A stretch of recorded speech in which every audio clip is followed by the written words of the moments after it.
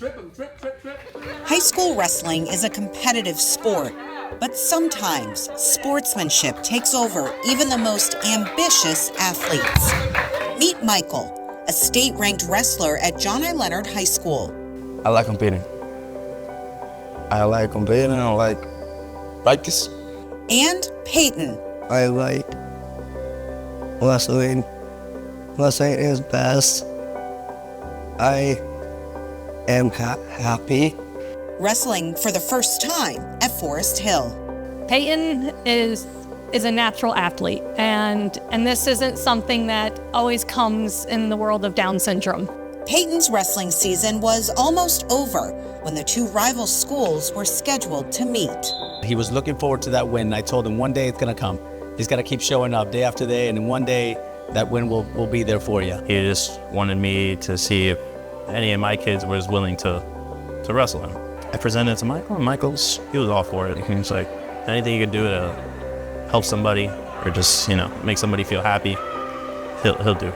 Both wrestlers entered the match that day, giving it their all, neither knowing just how meaningful it would be.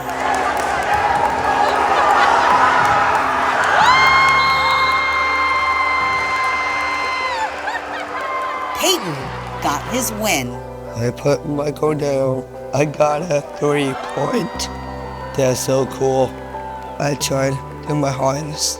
My team is so excited. To see him out there, and he was flying high. His excitement, and then to see Michael just come in and give him a real solid, competition. I just wanted to give Peyton that ability to be able to get on that mat and show what he's learned the whole season, and he did. He did exactly that. He wanna win. He prepared for win, and he do it. It's so good, and I'm so good for that. He's so excited, and I'm too excited with him. Now these two share a special bond. He got it. In my great car. Showing everyone a lesson that sometimes only the best sports moments can teach.